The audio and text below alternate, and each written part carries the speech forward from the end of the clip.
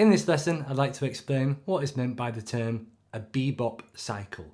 Before I do, I'd just like to say that if you're new to jazz guitar in general, then I've got a free beginner jazz guitar course which will give you all the necessary foundations and skills that you need to be able to fully understand a lesson like this. If you'd also like to get a PDF and have access to several hundred PDFs which have jazz guitar lessons, then please check out the link below to my Patreon page, which is linked and listed. So, what is a bebop cycle? Well, basically, that can mean a couple of things, but what we're going to be dealing with exclusively in today's lesson are dominant seventh chords, and we're going to look at various ways in which bebop tunes, and indeed other jazz standards, use the cycling dominant sound to create different effects in the harmony of chord progressions. So we're going to start with a C dominant seventh chord. We're just going to be playing this chord right here, which has the root on the low E string, the seventh on the D string, and then the third on the G string, a 3-note C7 chord. If we move that chord up a fourth, it means that we go to the fourth degree of the scale. So 1, 2, 3, 4 would be the note F. If we play a 3-note F7, we get this chord. Root, third, and seventh. Chord number 1, C7th, then the second chord, F7th. The reason why I'm telling you this is so you can understand the theory which makes the cycle sound so good. So in this chord, like I said, we've got root, 7th, 3rd. In this chord, we've got root, 3rd, 7th, right? So we've got, in the C7, we've got the 7th first, then the 3rd, and in the F7, we've got the 3rd and the 7th. What that means is the B flat, the 7 in the C7 chord, drops down a semitone to the 3rd of the F7 chord, and the 3rd in the C7 drops down a semitone, so you get the flat 7 of the F7 chord. This means that in music theory terms, if you look at this on paper, that you get a very nice kind of minimal movement in terms of the voicings. When you go from one chord to another, it's a very smooth sound. If you went from, say, a C7 to an A7, then the musical notes have to move quite far away to get the next chord, whereas in this one, it's a very smooth movement if you keep going through all 12 keys, right? So that would basically be the theory behind it. So the first example, which I've got written on the PDF here, is the cycle through all 12 keys. The cycle through all 12 keys. And you basically keep that pattern going. You know, it's a good idea to maybe record a loop of these chords. So if we take this through all 12 keys, I'll do that with you, just so there's no confusion. We're going to have, and we'll play each chord for 2 beats. So we're going to have C7, F7, B flat, E flat, A flat, D flat, G flat, B, E, A, D, G, and then we're back at C, so we've come full circle there.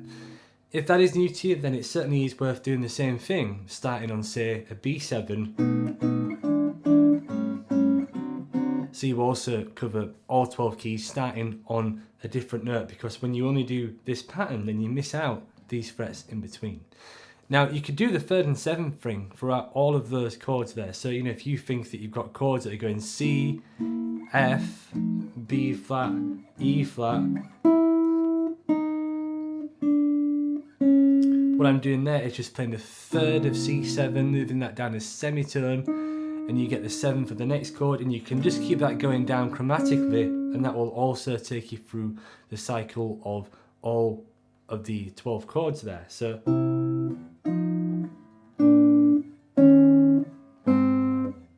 that kind of sound. So it's useful to know the 3rds and the 7ths of the chords, the guide tones, both for comping and for soloing. So that's example number 1, the cycle through all 12 keys. We're now going to have a look at how this cycle is used in various different progressions. The first example is what you would call a rhythm changes bridge, because in the song I Got Rhythm, which is a generic set of chord changes which you can look up, then in the A sections you've basically got lots of 1, 6, 2, 5s.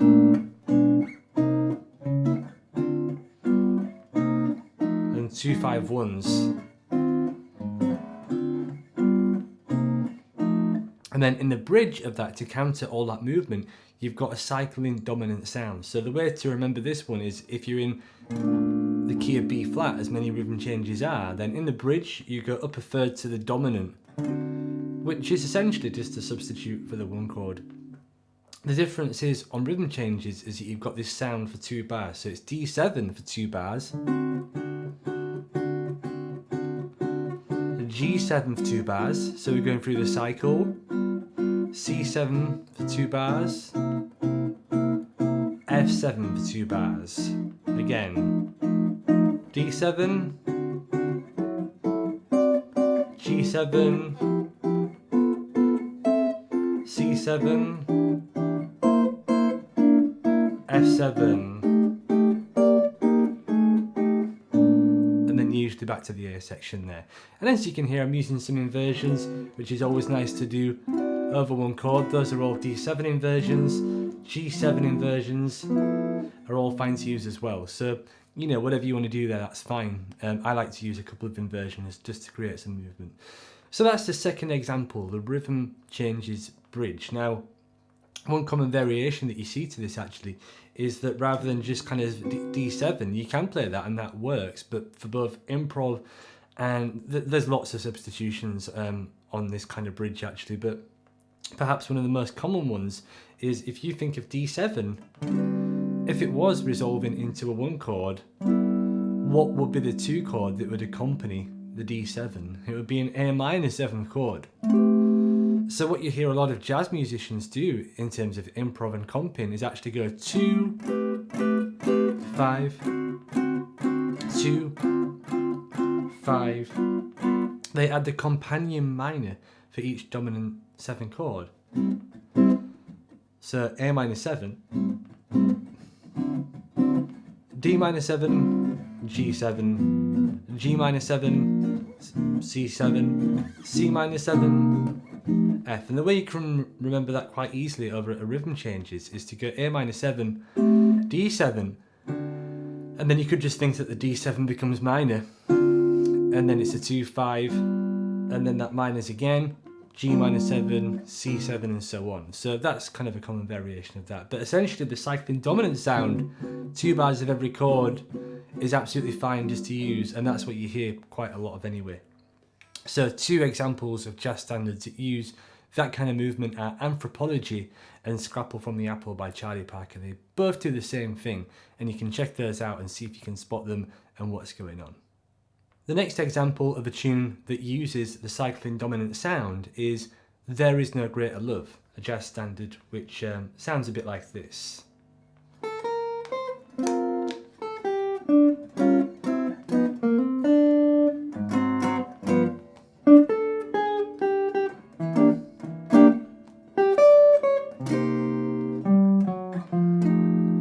Okay, so we're just looking at the first 4 bars of that. So we start in B flat, then we go up to E flat. So we've kind of got a cycle already, right? B flat to E flat is cycling via a 4th bass movement. Well, that's what generally a cycle implies, either a 4th bass movement or semitone bass movement. So B flat, the other examples have all begun with a dominant 7th chord, but as Charlie Parker has proved to us in Blues for Alice, then the 1 chord can also be some kind of major chord, and if that major 7 hurts your feelings, then you can play a B flat 6,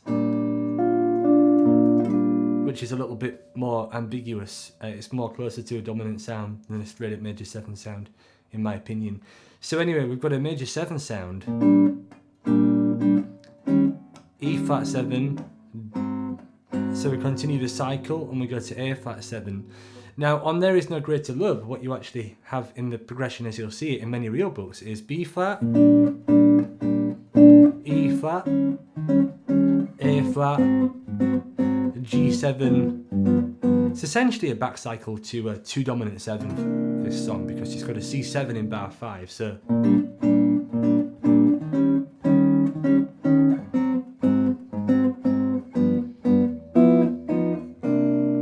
C7 going right there. But if you look at that G7, and if you're going through this cycle, B flat, E flat, A flat, if that was still going via a cycle, then you would get D flat, which of course is a tritone sub to get to C7, right? So if you don't know what that is, in short, without kind of getting too distracted, a D flat 7 and a G7 have the same guide tones anyway, so it's effectively the same chord. I'll play both back to back so you can hear it. So B flat, this is, I'll play the example that's written first, and then I'll play the cyclic variation in which we've got a D flat 7 instead of a G7. So example number 1.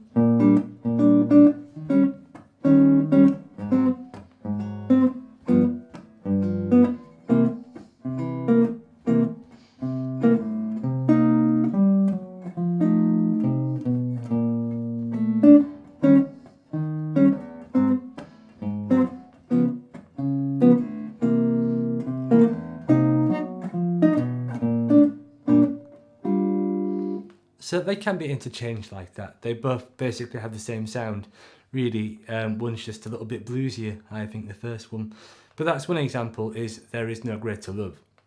The next example, which I've got written out here, is for a tune called Yesterdays by Jerome Kern, a great old jazz standard, which, you know, for the most part is in kind of D minor.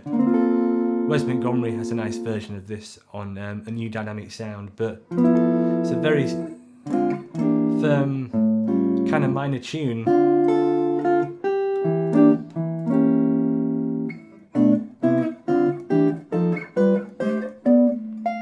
Then you get this part, and then you get a bridge, which is this.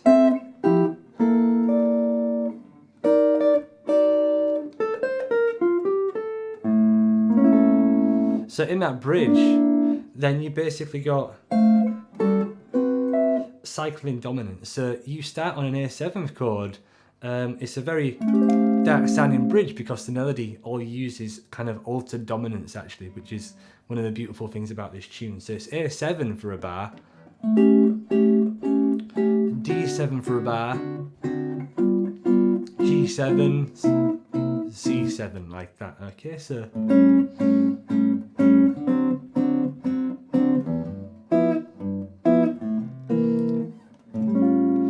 So that's one example where you basically got the dominant 7 sound, but each chord is only there for a bar. It's almost like a rhythm changes bridge, but everything's been condensed, so you've just got one bar of every chord. So it's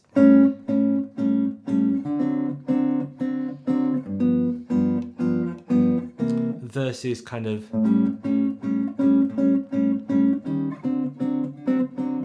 that kind of sound. So that's the example in Yesterdays. A bridge, a cycle which only has one bar of the dominant 7th chord. The next example is a tune called Blues for Alice, which is basically a bird blues, a Charlie Parker bird blues, and that's kind of more of a bebop blues. The start of the theme goes like this. So you can hear there it's kind of got some more changes already. But what we're looking at is not that part, it's the part where you go to the 4 chords. So in any jazz blues you have a 4 chord, but in bird blues, once you go to this 4 chord, you've kind of got a bit of a back cycle to 2. So in the key of F, if you want to get to G minor, then the back cycle goes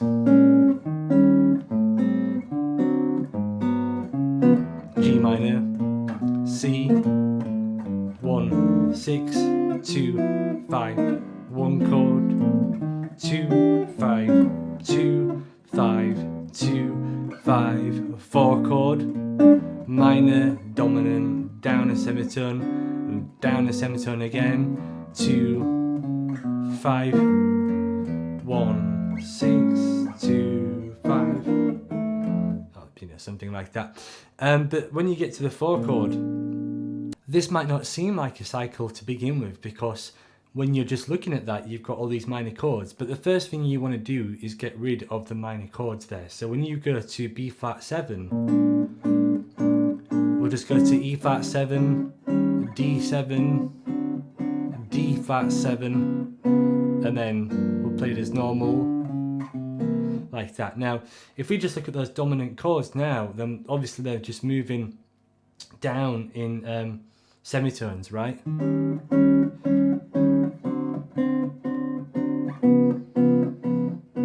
Okay, but let's do this. So we'll keep the first one as it is. But when it gets to D7, if we kind of look at the tritone relative of that, then we get A flat 7, right? And then we can keep the last chord as a D flat 7.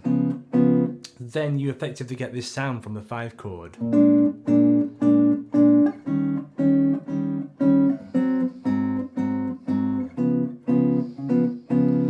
And that is completely compliant with the original harmony, right? We've just changed the bass notes effectively, and we've now got a cycle. So it's a bit of a hidden cycle there, but it does exist. So obviously that could be useful to you. If you want to improvise using semitone movement and stuff, you can. But if you also treat that as a cycle, then you're basically kind of doing the same thing. Essentially both, all roads lead to Rome, as the saying goes.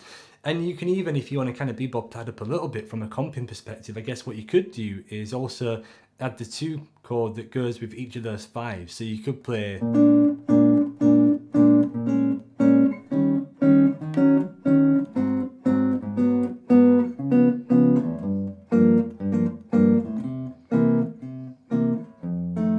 and you would get that kind of sound. So that's that example there, Bird Blues. The next example is a tune called Satin Doll, a Duke Ellington song. The part which I'm specifically referring to are bars 5 to 8. The melody for that part of the song goes like this. And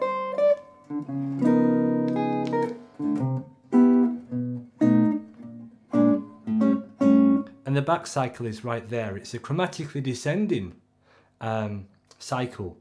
C major 7, B7, B flat 7, A7, going back to D minor. But it's effectively the same thing as a bird blues turnaround. So the original cycle that everybody plays is always C, B, B flat and A. But if you kind of looked at the tritone alternatives, there's a B7, that could be an F7, right? Which would give us the motion of a 4th. And then basically the B flat is a tritone sub for an E7. And then we'll keep the A7 as it is. So this is kind of the sound without tritones. That'll be one way of doing it. Or you could do it with tritones. So that's that example there. Another example is a song called Jordu, and this is, you know, basically the same kind of cycle where you've got 1 chord every 2 measures. Okay, so they're getting a little bit tough by this point, but it's good that you know what they all are and how to address them and things like that. So basically, Jordu, as it's written and how most people play it, is a tune that's in C minor.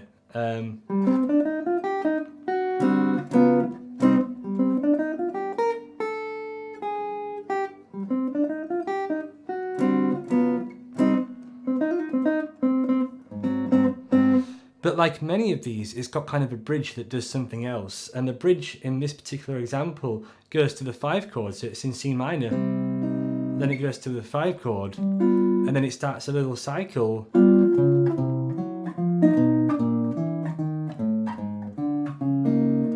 another cycle from F7. And then goes to C minor again. But if I just look at kind of the first 4 bars of the bridge there, the line itself for that particular tune, or at least one way of playing it, goes like this.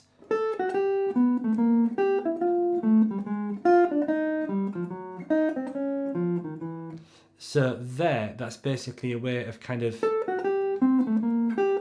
going through all those chord changes. All those chord changes there, G7, C7, F7, B flat, E flat, A flat, then finishing on D flat, right? Now, you know, that is just kind of, it is where it is. It's a tricky one to improvise over. But if you ask me, it definitely sounds like a Bach movement, this one. And if you check out a great unknown jazz guitar player called Ernest Ranglin, when he plays the bridge to this song, he kind of almost plays it like a Bach or classical piece. He goes...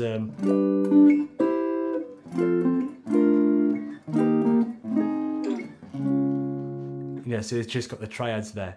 So yeah, there's not more I can say about this one. This is a kind of straight up cycle, and it's got 2 beats per chord. That's Jordu by the piano player Duke Jordan. Hopefully you're still with me by this point. We've gone through quite a few examples, and I'd like to round off this lesson by basically giving you 2 more from one of the kings of harmony, the great Thelonious Monk. He was kind of, not many people know it, but he was a masterful bebop player. Obviously he was around and played with all the bebop guys, and he really liked the use of tritone subs in his composition, which of course are all based off cycles anyway. So what I'm going to do is kind of give you 2 examples of his compositions that use them, because they might not be as obvious at first, and some people can really kind of get a little bit clustered improvising over his compositions because they could initially seem more complex than what they indeed could be, which is often just from the perspective of one way of looking at them.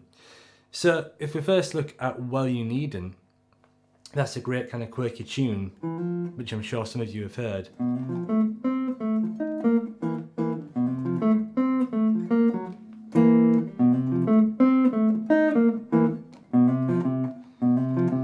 So we're actually talking about the bridge of that song, and that's when it goes to a D flat 7, if you're playing the right chord changes, D7, and then this part is what I'm talking about in the example where it goes E flat 7,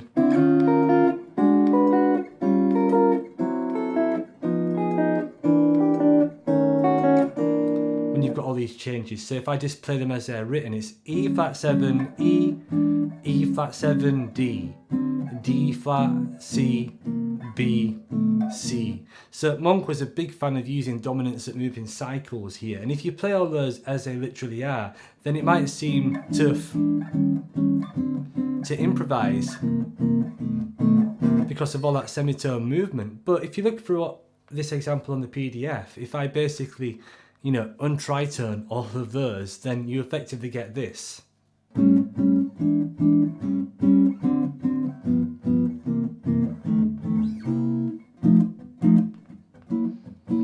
So what I'm doing there is I'm thinking, okay, E flat 7 is a tritone sub for A7, and I'm carrying that logic. So A7, E7, A7, D7, G7, C7, F7, and then C7. So, there is still a little bit of, peculiar things, like when you've got an A7 going to an E7, that's obviously not a cycle. But as soon as you get back to that A7, then you write at a cycle again, and then it goes up a little bit to C7 at the very end, just to kind of, get us back to the one chord, which is F major in this example. That's Well You Needn't, or at least the bridge, the last part of the bridge to Well You Needn't, which is the part that most people stumble on, actually.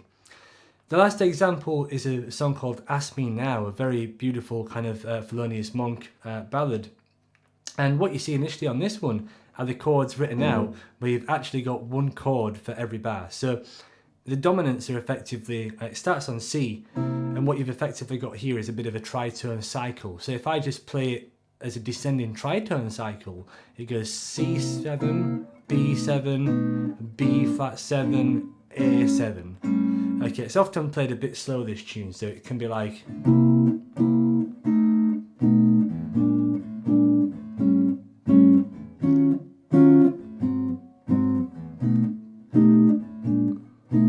that kind of thing.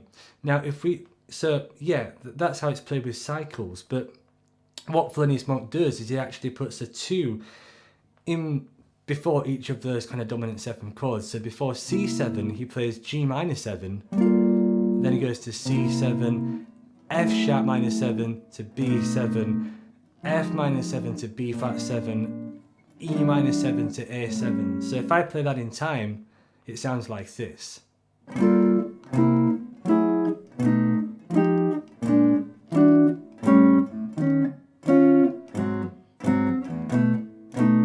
Which is a very Thelonious Monk type of sound, isn't it? If you think about the bridge of Round Midnight or something like that, then 2 5s going down in semitones is, a sound that he often liked.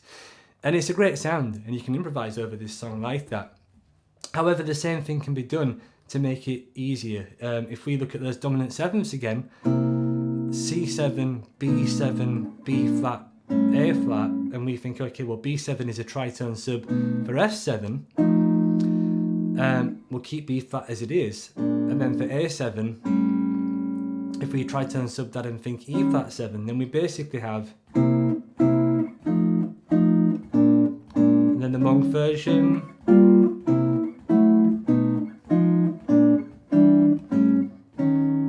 it's the same thing, right? It's exactly the same thing that's going on. It's just a different way to get to it. So that's the last example, definitely the most complex of these. But I hope this helps you out, because like I said, you know, the Monk stuff, people think that they've got to improvise over it, just kind of playing the semitone stuff. But you can also look at it from the perspective of using fourths as well. I've also included a tritone cycle, which is basically the cycle of fourths, but the tritone version. The same guide tone to play, but rather than go C7, F, it goes, you know, C7, B7. So that's on the PDF if you'd like to get it. I hope that you found this lesson useful. If you did, please click like and subscribe to this channel for more videos like this. Thank you for watching.